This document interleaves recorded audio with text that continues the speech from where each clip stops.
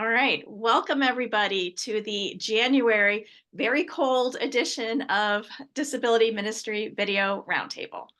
I'm Beth Golick from Key Ministry, and my colleague Catherine Boyle, who is our Director of Mental Health Ministry, is here as well.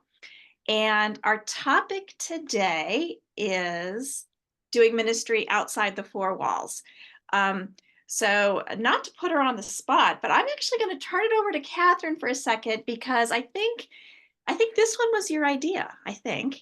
Yeah. And so maybe tell us a little bit about kind of where you were going with that concept. And then I'd love to open it up and hear what others have to say, either because they're doing this or because they would like to do this. So Yeah. Catherine, why don't you fill us in?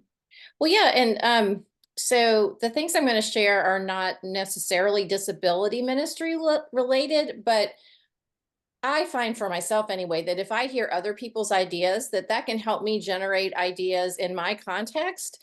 And so that's kind of where I'm going to be, from the well of information I'm going to be sharing. So our church is in a suburban area that is on a major road. And so there's tons of traffic all the time.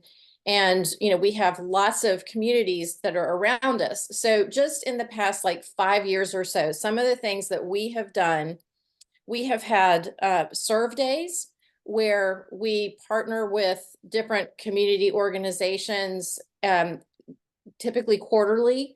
And so, and it's not the same organizations every quarter. Like one quarter in the springtime, it might be like partnering with the nursing home that was right behind our church to go like do yard work, to do cleanup, so that they would have fresh flowers and, it would beautify the environment.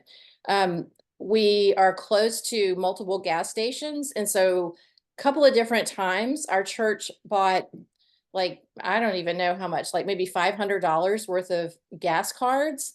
And as people came up, we would just give them a card to be able to use to pay for their gas. And then we give them information about our church as well. We have a big annual like harvest festival, whatever you want to call it. Don't call it Halloween. But anyway, so there are so many people who live really close to where our church is. And we've sent out flyers, like mailbox stuffer kinds of things that you probably get at your home too. Just announcing that, this is free and it's a family event, blah, blah, blah. And I mean, I think we have distributed like maybe 800 the last couple of years. And I think all 800 of those people came because they were both so well attended. It was amazing. So I'm aware of other churches in the city. I live in Richmond, Virginia area, and I'm aware of other churches in the city who do things like, serving food to people who are, experiencing homelessness, but also like going and doing citywide kind of cleanup. So like the trash that's just part of city street life, actually taking a Sunday to have their whole church go, people who normally come on Sunday will have that time, if the church designates it as a service day, to go and actually clean up, in the, I don't know, designated area, not that far from their church. So, these are some of the things that, that I'm personally aware of, primarily from my church, but also for other churches. My husband has been he's like the handiest man on the planet. And so like there's a food bank that provides meals to, I don't even know how many, but a few years ago when the whole pandemic thing started and people were really relying on food banks, it was one of those that made the news because of how many people it was serving. But like there are men in our church community who are really skilled craftsmen. And so they actually helped renovate so that food bank could serve a lot more people. And so, and all those kinds of things that are done, there's also, an element that is added on top of it about, we do this in the name of Jesus because we love Jesus and we love you and we'd love, for you to come be part of the kingdom if you're not. So, can these be tailored to families that have disabilities and other needs? Absolutely. I mean, I think there's just lots of ways that, again, if you hear ideas, you can start having your own creative juices get flowing, um, to adapt this to your context and, the skills and the needs within your own community. Thank you. These are some phenomenal ideas. And so I think this is what excited me about this topic. So you started off by saying this is not necessarily a disability ministry Right. initiative. Right. Certainly many of the recipients of these acts of service and Yes. perhaps could be families impacted by disability, Absolutely. physical disability, mental health conditions, whatever. Right. Also, it's important, like as a body of Christ, it's important that we are all serving, and that includes our members with disabilities. And Yes. so this may be creating some opportunities for serving that weren't there before. Exactly. And so I think that's what really intrigued me about this topic. So I'd like to open it up, and if anybody would like to share either like their reaction to this or their experience with this, we'd love to hear it. I can go first. I'm sorry, it's Andrea Roseman. I cannot get my camera to come on today. I don't know That's what okay. I'm doing. I know what you look like, so I can Can you- picture you while you're Can talking. you at least hear me? Yes. So our church does a big thing every year called City to City. And so we canvass like our town where we live and surrounding towns to do something similar to what Catherine's talking about. We have done everything from put on roofs to landscaping at even other churches who just were smaller and needed help, you know, pulling weeds, doing things around their property. We've helped at food pantries. We have handed out gas cards at the gas station as people were filling up their cars. We've handed out grocery gift cards at the grocery stores and asked if we could pray for people, as they were coming in to get their groceries. But as far as how we've incorporated our special needs ministry into that, I always try to come up each we have life groups at our class, or Sunday school is what some people might call it. But every class kind of comes up with a project and then submits a request for the money to do that. The church puts back money. So some of the things we've done have been bigger financial investments, and some have been free. But the first year, I had began building a relationship with an agency in town that provides the independent supported living apartments for individuals with special needs.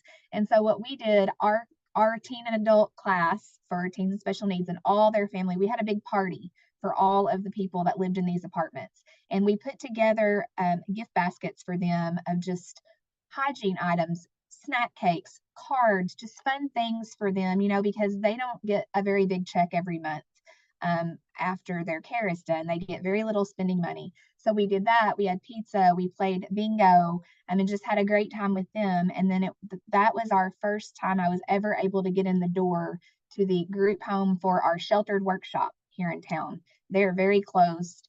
It's been a big struggle to get them to let me connect with them at all. It's so different than everyone else, but we were able to take those baskets to the people living in their group homes as well. The next year was a smaller scale. We have a day hab program that we're connected to, and we went in, they were getting ready to expand, and we went in and just helped them clean out a big shed and move equipment where they needed it moved to. And then this year, or well, last year now, we're in 2024 now, but in 2023, we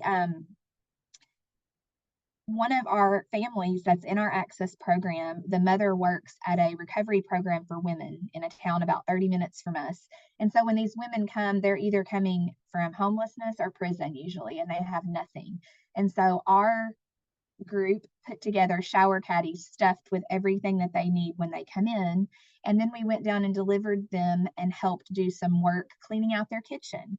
And so we try to be very intentional in finding projects that our families can participate in every year. And we go do that together as a group. So that's kind of what our church is doing. And it's different every year, the projects are. I love that. And it's such a great variety of projects. And I love how some are just very practical, I mean, just like meeting basic needs, and some are like providing a little extra love and attention. Thank you for sharing that. And so Andrea's actually been one of the speakers at Disability in the Church 2024, as is Catherine. So you're getting a little sneak preview here of some of, we have several speakers on this Zoom today. Thank you. Does anybody have questions for Andrea or want to jump in and share a little bit more? Barb, who's another speaker? I was just going to say, we did this topic of outreach and disability accessibility about 2 months ago in Wonderful Works. And we talked to some people who are really passionate about this. And let me tell you, this is a very overlooked issue in churches. When we talk about outreach, we usually have an outreach director. Very often they never give any thought to, is this accessible to the people in our church who want to serve in it, who may have disabilities. And we learned some really great tips from some people that talked to us. But the primary lesson I took away from our talks was it's all about clear communication from the beginning. So if an outreach is not disability accessible or like wheelchair friendly, we need to be telling people right away. We need to be telling people, if you need some adaptions, here's who you talk to. There's all these little pieces that we're overlooking that are making it challenging for everyone in the church to serve, that are easy to fix if only we are talking to our outreach directors. And if it's okay, I'm going to put the video in the link in the chat. Yes, please. And Right. we will share that when we post the recording as well, because that is super, super important.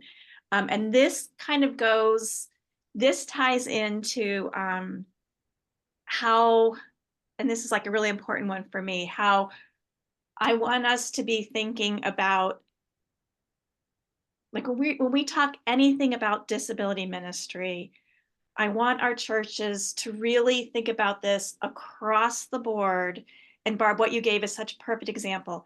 So, I mean, you can have a special needs ministry, and I'm air quoting for those of you who can't see me, and do like awesome, tremendous things. And that's fabulous. We do that at our church too. Like, that's fabulous. But like, these issues are not just relegated to this part of the building where we have some, like specialized classrooms going on. Like, these are, I mean, things as simple as accessibility. Like, can somebody physically get into the space where the meeting or the service project or whatever is happening? Like, I want our churches to be thinking about that from the very beginning. Like, in my ideal world, any event that's being planned at the church would be filtered through, you all, before they start communicating it and, scheduling it and all that kind of thing too. Just so that, just so that everybody is keeping in mind some of the different needs and issues and how they're communicated and that kind of thing, so that we can truly include, all the members of the body of Christ in the activities, the service projects, etc. Super important. So yes, definitely we should all check out Wonderful Works video. Good stuff. Yes, let's see, we have Julie raising her hand, and then maybe Scott. So I'm convicted because in our women's Bible study every year, it is huge that everyone participate in some type of service project. So the women that are at my table are intentionally moms of kids who have special needs. And so it has always been my thought that it's too hard for them to get to whatever the service project is. It's too hard for them to do it. It's too hard for them to get to it. But instead, my mindset should be, how do I make it? How do I need to be the advocate. I need to be the advocate to talk to the leader of whatever that project is and say, hey, look, we've got this group of women. How can we make it easy for them to serve? Because they are so involved in the care of their children that they seldom ever get the opportunity to see outside themselves. And when that happens, that introspection 100% of the time is not healthy for us. We need to be outward looking. So thank you all for this topic. And I think I'm going to go to Bible study with a whole different mindset this semester, which starts next week. So thanks a lot. This is good. Well, I love that. And Julie, yes, you can be the advocate until everybody else just naturally gets it and starts that the event planners are figuring this out and advocating for these things themselves. I love it. Okay, wait. So I know we have Scott, we have Catherine, and then Barb. I'm pointing. I think that's the order the hands went up. So Scott. Hey, I'm just encouraged. I just want to encourage you on what I'm hearing being said. Like Beth, that you were just saying about basic accessibility, which really applies beyond the disability world, right? We have lots of folks who, for whatever reason, accessing activities of a church, like it shouldn't be a question of like, it should just be, right? Everyone should be accessible. But Catherine, you said something earlier about, as you were listing some examples about taking a Sunday and instead of church, doing service. And I guess that's been a fun thing for us at our church. We call it Sent on Sunday, but I think there's some really important reasons to look at your churches and how you might do that. Like, it shouldn't have to be that churches figure out how to work service into their culture, because why else does the church exist but to unleash heaven on earth? And so it shouldn't, but like every church struggles with how do we get people to give their lives away and live on mission and serve and so forth. And part of the reason they don't is because we're so busy having church and having church activities and having really cool stuff that's great, Bible studies and Wednesday nights and Sunday nights and Sunday mornings and all these things that are wonderful, but they kind of take up all of our free time sometimes as Christians when we could be maybe living on mission and stuff. And so I think it sets a really important philosophical tone to like say, giving our lives away is something that is even more important than getting together, every single time and every Sunday, and doing this. And so, I would just encourage folks to think of that. For us, it's been similar to what you said, Catherine, looking for things to do around our community and being sent on that Sunday. It's also a really great just community building time. And then to have different, some of the things you might do might be more accessible than others. And so it's easy to kind of connect different ages and different needs and different strengths and different whatever to different activities. But it's just encouraging to hear folks talk about something that I think we need to talk about more, which is not how do you do better church, but how do you live on mission as the church better. So just encouraging you guys. Thanks. Good stuff. Yeah, thank you, Scott. Catherine. So I didn't think about this until after I shared a few minutes ago, but it requires just a little story. So probably 15 years ago, maybe even longer, one of my good friends from church was working at the local juvenile jail. It's not too far from where our church is. And she was working with boys, teaching them how to read, because as you may or may not be aware, a lot of kids who end up in trouble, are typically not doing well in school. And a lot of the reasons for that ultimately is that they have some kind of processing delay, learning delay, hidden disability, the things that we really focus on. And so, and you all know that, if you have a mental health challenge, that, it's easy to lose hope just in general. But, when you end up in the juvenile justice system, it's even easier to lose hope. So, so she was in this job for, I don't remember how long, but she just saw so many kids who had no idea of anything related to a future. And so she approached some of the deacons at our church and said, I would love for some men to come like once a month and just present to any of the kids who were there, who would be interested in attending, just different things that they do for a career that might be something that is, appealing and of interest to the young men who were incarcerated there. And so that began, we ended up calling it career share. And that ended up going for like probably 10 years. And so my husband was part of that, and he went probably, I mean, he probably went 10 times a year. And, you know, a lot of these young men have no, you know, they don't have stability in their lives just in general. They don't have strong males in their lives in general.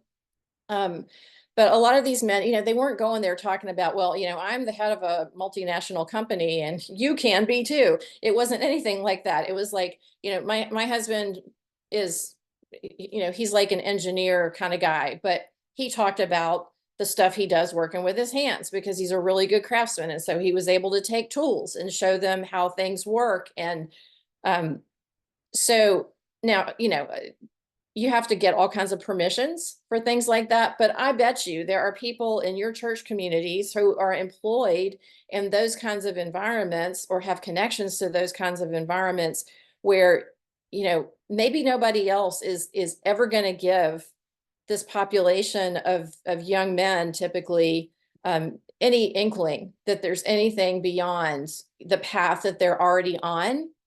And, you know, tons of pushback when my husband was there. A lot of the kids were really rude. They don't know any better. You know, they've never been, a lot of them have just never been taught any better. So, but I would just encourage you that that might be something that could be really helpful. And you're probably doing hidden disability ministry while you're there, and you may not even know it. Yeah, that's a good point. I love that. So I'm hearing a couple things in there. One is there might be some like new relationships you can establish with existing organizations that have a need for this, you know, for people to serve in a way that maybe you haven't thought of before. Like you don't have to, like there's a need that exists, and partnering with an organization can fill it. I love that. Thank you. Okay, we've got lots of, okay, we have Barb and then Doc. I think that's the order the hands went up. I just want to say real quick to Julie, with your situation with the moms and you're having the conflict where you feel like they already have so much on their plate, don't forget that you can add creative types of service to service projects. So it isn't just like you're telling them why you should come do this thing. In your case, you can start by asking what gives you energy and then figure out a way to incorporate that into the service project. Because then you are serving them as they're serving others. And it's just a beautiful thing all the way around. Barbara, I think you should move next door. That would be really cool because we can have these conversations every day. I love it. Thank you. Want to keep her in Ohio. No, that's great, Barb. Thank you. Doc, what's up? What's up, Doc? Hey, a couple things. I'll just piggyback on what Barb was just saying. You know, the one thing I learned many years ago from a couple of our families, and I should have known it because being a parent myself, don't just assume that because a mom has a child with special needs, they don't have time to do something. Go ahead, ask them, challenge them. And if they can't do it, they'll let you know. But they miss out on so much because we just assume they can't do it and they want to be asked. So, you know, that's the thing I'd encourage everyone to do. One of the things that we've done this year especially was a huge hit and really a huge blessing. Every year we do our SOAR Christmas blessings where we adopt families at Christmas time who cannot provide Christmas for their family. And we adopt the individual with special needs, the siblings, and the parents. We get gifts for all of them. And then this year we were able to get a $100 gift card for a grocery store and a $50 gas card on top of that. Couple things that was cool that happened this year. One, we've had families in the past who we've supported with that this year they're doing better, and they in turn now adopted families. So that was cool. But we also had other families with individuals with special needs who they did this as a family and they adopted a family. And it was a great way for them to interact and give. A lot of times we get in the mindset, just because a family has special needs, they don't have money, they can't give, they can't help with that. And just open it up for everyone. And what, you know, I loved was hearing the stories about how, you know, they had their kids with special needs were the ones picking out the gifts for the other kids that they were going to do. And they were actively involved and they realized they were making a big difference in these lives. And we partnered with many organizations in town to get more people. This year we adopted 45 families, a total of 160 individuals that we blessed.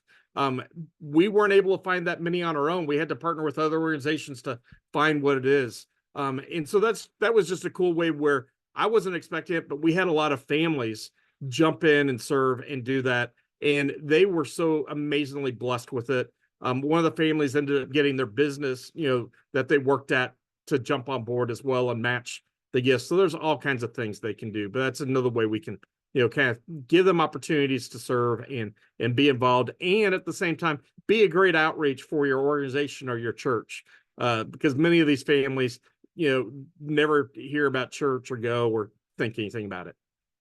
Yeah, that's a great point, Doc. So we don't ever want to presume or not offer opportunities based on what we think the family situation is.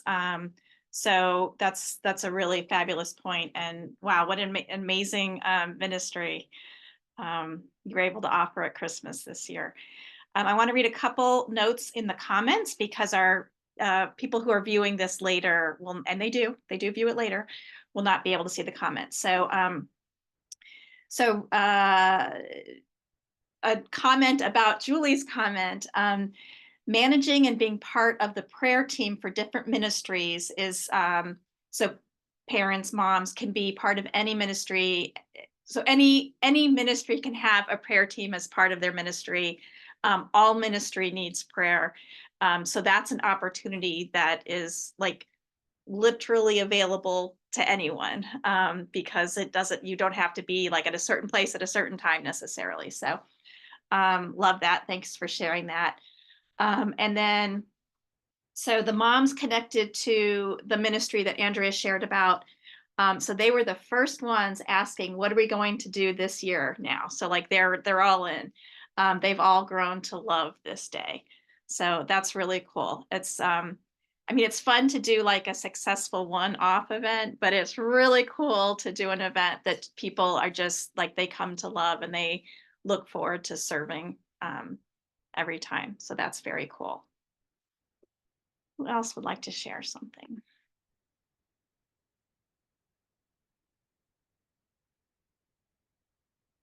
Give you a minute. You can share in the chat or unmute and share.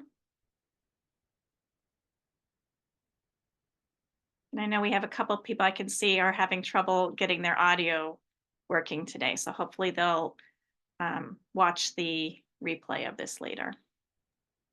Since we're kind of in a little bit of a lull, I did want to share something that it's not outside the building, but it's our Spectrum class is the one that is adults with disabilities. And they love each other. This is a community. They can't wait to see each other. They have a particular classroom on Sunday mornings where they get a Bible study and they get some, community time together. They also, our director decided that it was important for them to love on those who are younger who have disabilities. And so during our fall time, the kids were, it was so cool because the little guys had a train ride and they had all kinds of little projects that they could do. This was a community event for everyone in the community, not just for our church. And so the families would come and they could either drop their children off and have care through Liberty University students, as well as, some adults other adults that were older and more seasoned. And then and so it was a whole lot of stuff, inflatables, everything for them. But at the end of the day, they got to go trick-or-treating. And so they would go to different rooms, and at the different rooms were the adults who have disabilities with a little basket of candy. And so they were then giving out the candy, and the joy was palpable. You could just see that the adults were so happy to be able to share this with the little guys, and the little guys, of course, were happy because they were getting candy. And it was just a really cool way to give the opportunity for the adults to be able to serve.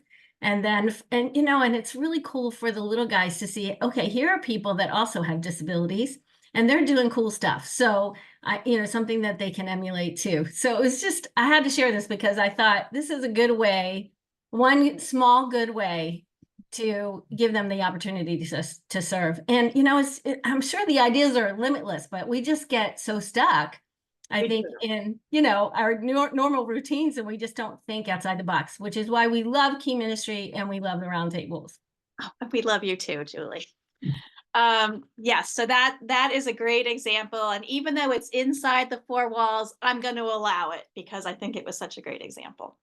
So I thought of something when Doc was talking. It reminded me that at my church, I am starting to see more and more of my respite volunteers who back in the day were guests. Like they used to be respite guests and now they're serving as volunteers. And I just think that's really cool. Like they've grown out of, the